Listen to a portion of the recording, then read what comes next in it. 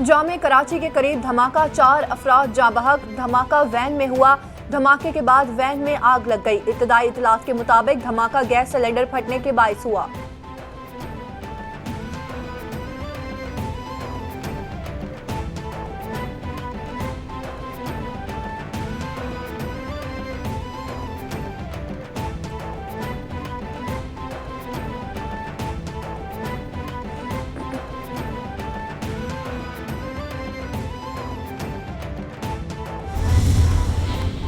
वज़ीर आला सिंध सईद मुराद अली शाह का वैन में धमाके का नोटिस। वज़ीर आला सिंध का डीसी ईस्ट और एसपी ईस्ट को फौरी जाए वक़ुआ पर पहुंचने की हिदायत। जख्मियों को फौरी डाओ अस्पताल मुंतकिल किया जाए। कोशिश की जाएगी कि कोई जानी नुकसान ना हो। वज़ीर आला सिंध ने कमिश्नर कराची से तफसीली रिपोर्ट तलब कर ली।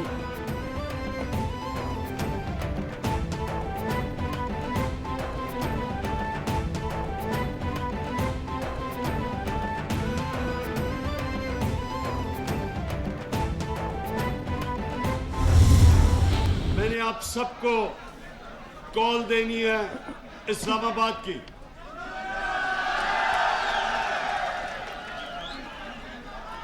लेकिन उससे पहले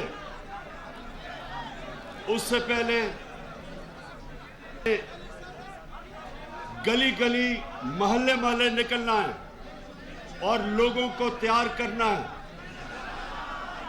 हमारी हकीकी आज़ादी की जो तहरीक है, आपने गली गली जाना है, मोहल्ले मोहल्ले, गांव गांव, सारी कौम को तैयार करना है। सबको इस्लामाबाद के लिए कॉल दूंगा। हकीकी आज़ादी पाकिस्तान की तारीख का फैसला कुन वक्त है।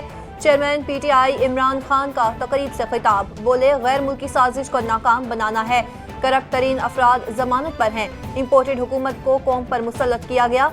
इसको मुस्तरद करते हैं। शहबाज, नवाज और आसिफ जरदारी सिर्फ मुल्क को लूटने आए हैं।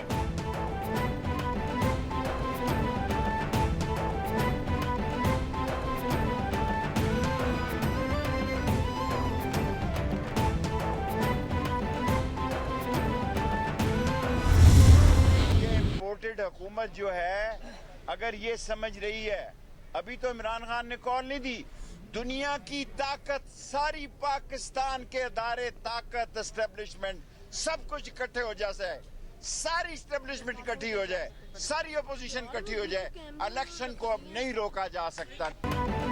मुल्क में इलेक्शन होने से अब कोई नहीं रोक सकता। शेख रशीद कहते हैं, हमारी पोजीशन इतनी अच्छी नहीं जितनी उन बेवकूफ़ों की वजह से हो गई। आवाम इमरान खान के साथ खड़े हैं। बच्चे बच्चे को पता है कि इन जमातों को किसने इकट्ठा किया। मुल्क को खाना जंगी से बचाना है तो 30 मई से पहले इलेक्शन करा दें। किसी से झगड़ा नहीं, लेकिन चोरों को नहीं छोड़ेंगे।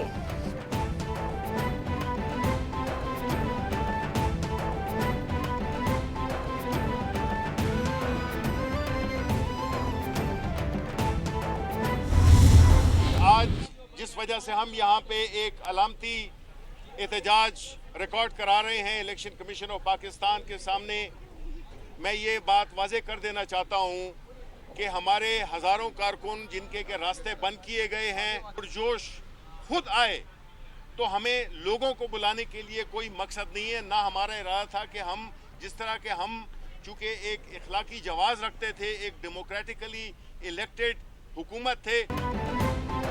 रहनुमा तहरीक इंसाफ शिबली फराज कहते हैं, इलेक्शन कमीशन के सामने अलामती एहतजाज रिकॉर्ड करा रहे हैं।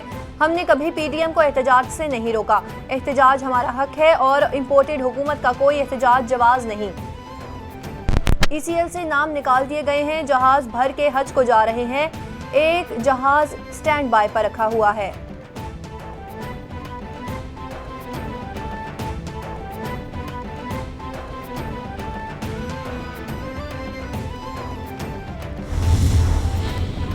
वज़ीर-ए-आज़म की सदारत में बिजली की लोड शेडिंग से मुतल्लिक जायजा इजलास। बिजली की एलानिया और गैर एलानिया लोड शेडिंग पर गौर।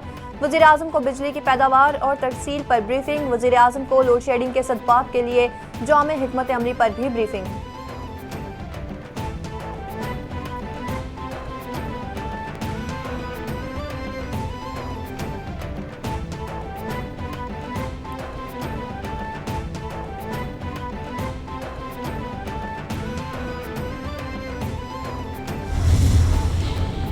वफाकी वज़ीर इत्तलात मरियम औरंगज़ेब कहती हैं इमरान साहब इलेक्शन कमीशन में फौरन फंडिंग के सवालों के जवाब दें, जो सवाल पूछे इसको गाली और धमकी मिलती है। इमरान साहब चाहते हैं सब उनके झूठ को मान लें, करप्शन का हिसाब ना लें। वो मर्जी के सवाल और अपनी मर्जी के जवाब, मर्जी का मैच, एम्पायर और खिलाड़ी चाहते हैं। ऐसे शख्स को जहनी मरीज कहते हैं जिसकी जगह पागल खाना होती है।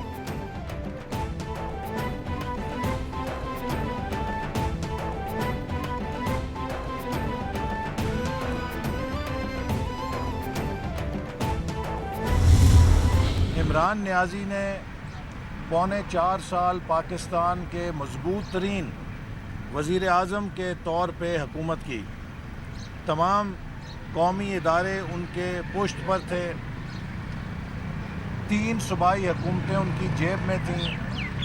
कौमी असम्बली और सेनेट में उनके लोग बराजमान थे। स्पीकर और चेयरमैन के और डिप्टी स्पीकर और डिप्टी चेयरमैन के ओहदों पर।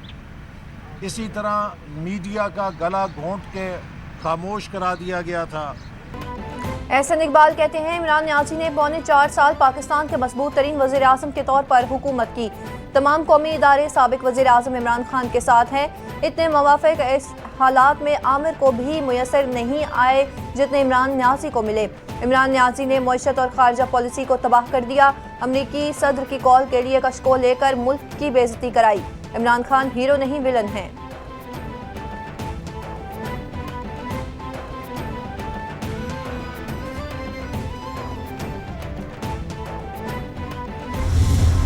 मैंने अपनी मर्ज़ी से ज़हीर अहमद से शादी की है।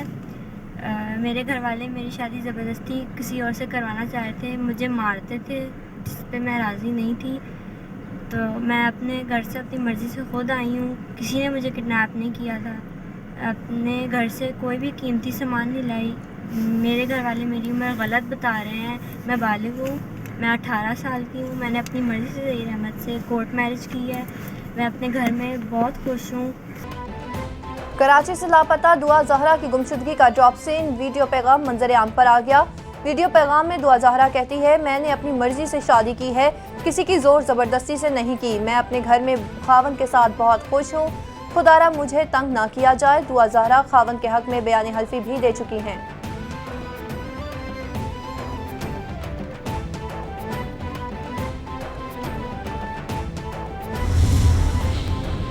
कराची से लापता होने वाली दुआ ज़हरा की गुमशुदगी का मामला दुआ ज़हरा और इसके खावन को पुलिस ने हवेली लखा से अपनी तहवील में ले लिया। ओकाड़ा पुलिस ने तहरीरी तौर पर दुआ ज़हरा और इसके खावन को लाहौर पुलिस के हवाले कर दिया। पुलिस के मुताबिक दुआ ज़हरा और ज़हीर की दोस्ती पबजी गेम के जरिए हुई थी।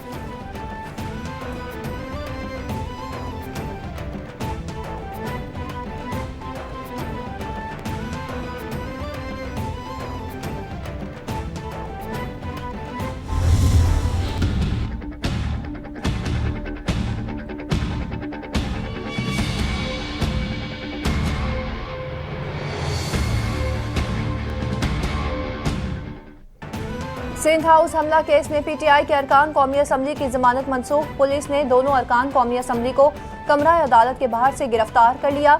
इस्लामाबाद हाई कोर्ट ने अताउल्लाह और फहीम खान की जमानत मुस्तरद कर दी।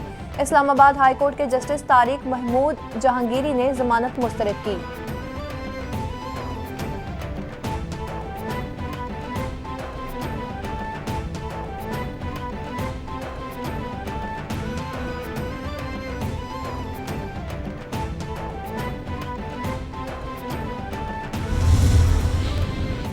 वज़ीर आला सिंध मुराद अली शाह की ज़ेर सदारत महकमा वर्क्स एंड सर्विसेज का इजलास माली साल 2022-23 के हवाले से तबादला ख्याल। इजलास में नए माली साल में जारी स्कीमें मुकम्मल करने का फैसला।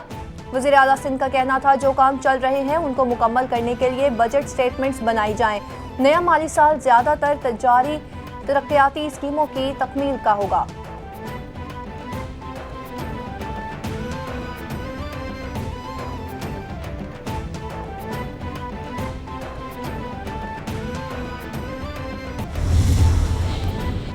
मरीम नवाज पासपोर्ट वापसी से मुतालिक दरख्वास्त पर समाअत। नए 2 रुकनी बेंच में शामिल जस्टिस असजद जावेद घराल ने समाअत से माजरत कर ली। चीफ जस्टिस ने जस्टिस अली बाकिर नजफी और जस्टिस असजद जावेद घराल पर मुश्तमिल नया बेंच तश्कील दे दिया था, जिस पर जस्टिस फारूक हैदर की माजरत के बाद 2 रुकनी बेंच तहलील हो गया था।